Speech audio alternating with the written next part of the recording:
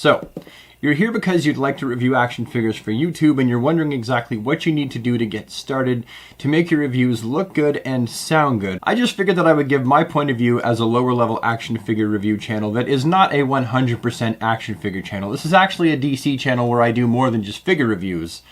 Only lately I've just been getting slammed with stuff that's been released and I really want to make the videos for them, so it's been mostly action figure reviews. But this is not strictly an action figure review channel. It's a DC channel. That's why it's called Brad the DC Universe Geek and not Brad the DC Universe Action Figure Geek. At any rate, I figured I would give my input from my perspective as someone who takes the art of action figure reviews very seriously. And I take that term very seriously, the art of action figure reviews. So in my opinion, the first thing you're going to need if you're going to be reviewing action figures is a personality that is entertaining to people, or something that will at least make people want to listen to you. It's the tonality of your voice, it's the cadence of how you talk, it's that kind of thing.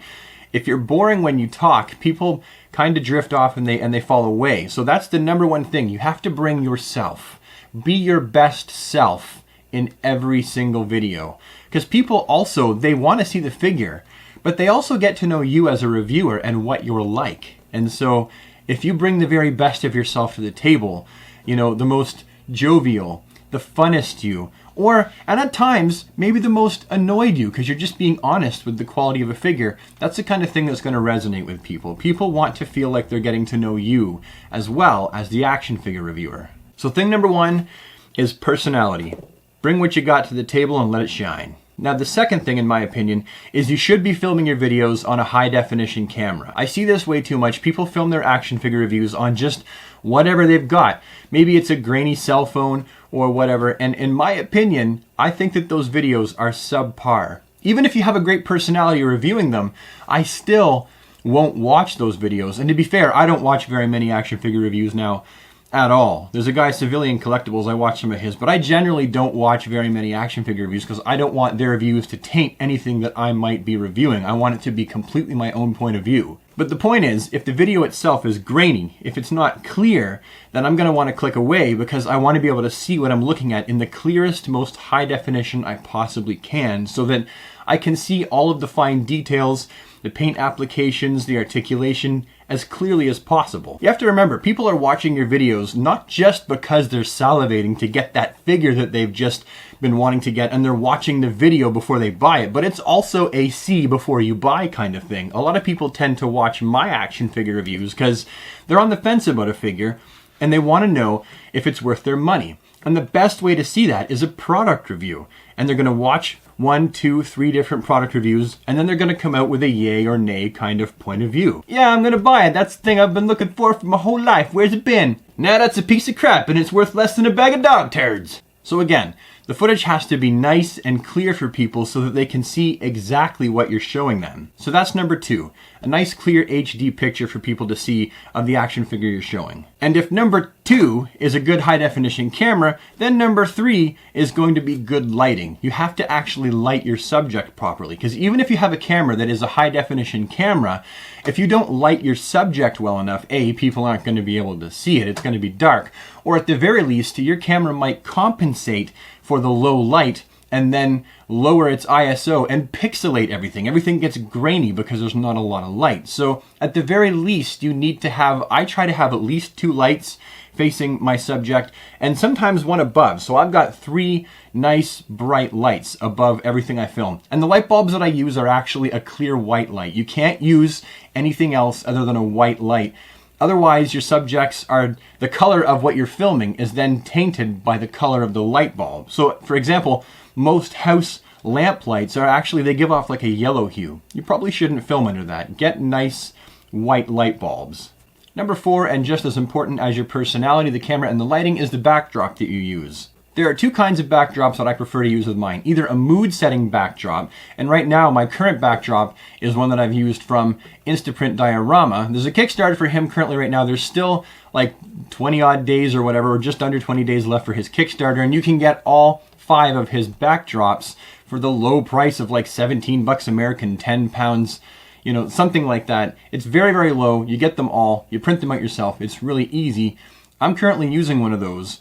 And what they do is they set the mood for the action figure review. They put the figure in a place that is kind of believable. Or I will have a solid color or just solid white or black. Or I'll transition between the solid colors and the blacks and the whites, sometimes even in the same video, because if you're not going to have a mood setting background that draws your eye into the figure, then you need to have something that is plain and simple that doesn't draw away from the figure. Number 5, and my final piece of setup advice would be make sure that your camera is set up stable and level when you're filming. One thing that I try to do, and I mess up sometimes, I'm not perfect, is make sure that my background line where the ground meets the wall, because sometimes I don't have that smooth curved paper. So try to make sure that when your camera is set up, it's level. It's not like this, it's not like that, and it's level and it's straight so that the lines are not a distraction.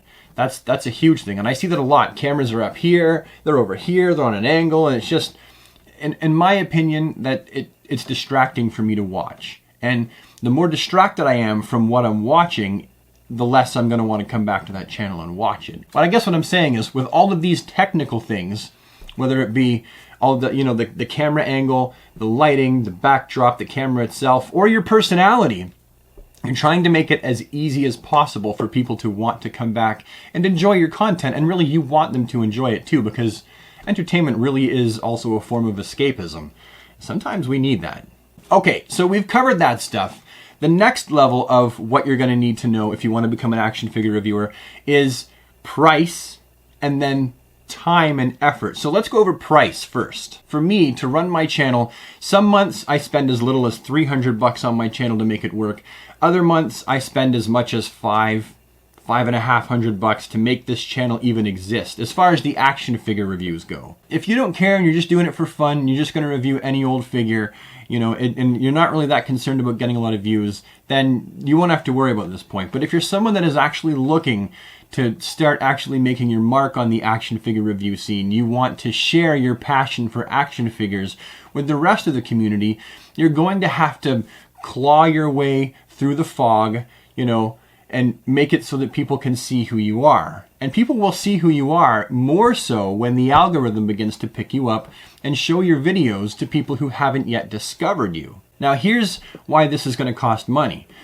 To get discovered by people who haven't yet seen you, you have to be making videos that people, A, are searching for, they're looking for, they want to see that content.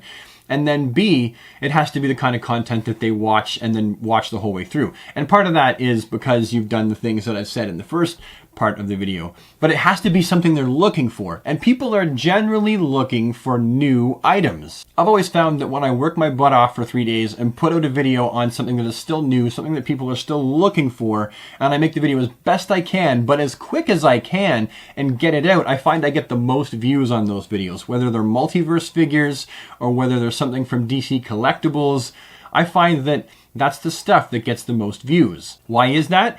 Well, it's because people haven't seen enough of it yet. People that are like me, other action figure junkies, what we do is we look at the pictures online, we go to various websites, and we also keep our eyes on all the footage and the pictures from various conventions, comic conventions, toy fairs, and stuff like that. But once those YouTube videos start to roll in, you're like, now I can get a good view of exactly what this figure is like. But when they search up for those new figures, you want to be amongst the listings, at least some of them. Maybe you can't afford all the new stuff, but you do want some of your stuff to be the new stuff that's being searched out. That way you have a greater chance of having hits on your video. Let's see. Personality, camera, lighting, backdrop. Be prepared to spend some pretty big money at times. Yes.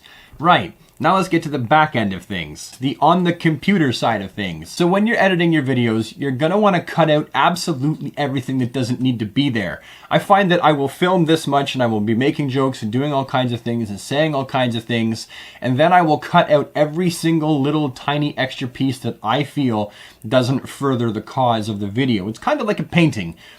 Sometimes I will paint this big picture and go, it kind of looks more like a Where's Waldo than a work of art, and I will start covering things up and making it a little bit more simple. You want it to be in-depth, but you also want the flow to keep going. Listen, this is the age of YouTube. Anything they want to see longer than what the video plays, they can hit the pause button. That's a thing that exists. The pause button is a thing. When you hit the pause button, the image will miraculously stop and give you a better look. Although, if they didn't film with good lighting or with an HD camera, you're just going to pause it and likely get a blurry image. This goes back to, if you can, get your hands on a good HD camera and light your subject well enough. All I'm saying is, edit your videos and cut out all the stuff that really doesn't need to be there, and your videos will have better flow, and I think people will be more in tune to watch them. Also, take time to create a good thumbnail. Don't just use the screenshot. Make something that stands out amongst all the other action figure videos based on that action figure. You want it to stand out and be bright and colorful, so take some time. I spend anywhere from 1 hour to 2 on a thumbnail. I've been known to spend 3 hours on a thumbnail because I keep reworking it and scrapping it until I get something I'm satisfied with, because that thumbnail is your window to the world, or rather that thumbnail is the window to your video from the rest of YouTube. If the thumbnail stinks, then chances are they're not going to want to click on it either. So you have to make the thumbnails really good, which means maybe learning a little bit of graphic art and graphic design. Just take your time with it, have fun with it, don't rush through the thumbnail, because that, like I said, is the cover of your book to such and such action figure review, the story.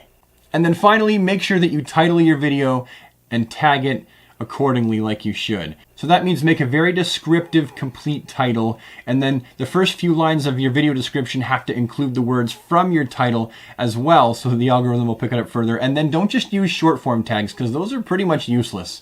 Try to use long form tags. The tags that, try to imagine what someone is typing in when they look for it and make that your tag. So if it's the Mezco, Green Arrow action figure, you go Mezco 1/12 Collective Green Arrow action figure review. Make that an entire tag. I know it sounds counterintuitive, but long form tags I found work way better than short form tags. So yeah, that's about it. Personality, backdrop, lighting, camera quality. You want to make sure that you edit your thumbnails and your videos as good as you can. This whole list of things that I've stated, to me, I find is what makes the perfect soup for an action figure review channel, or any YouTube channel for that matter. You want to make sure that you're presenting your very best. Don't rush through it. Always give the people that are subscribed to you your very best. Because if you start slacking, they'll know it. And me personally, I feel like I have to give them my very best because they've all hit the subscribe button. And I feel like that resounds with them, and they come back and they watch more videos, and it's like a giving back and forth. I give them my best and they give me the views, and the comments are always so good from my subscribers. And I think that you can do that too. So that's my basic idea on what it is if you want to become an action figure reviewer. All the points that I've mentioned, which are now up on the screen. Yeah. And that's it. Video's done. Thank you so much for taking the time to watch this video. If you liked it, please bop a like on the like button. Leave any comments you have in the comment section down below. Subscribe if you want to see more. And that's about it. I'll see you next time. Have an awesome day, super friends. Take care.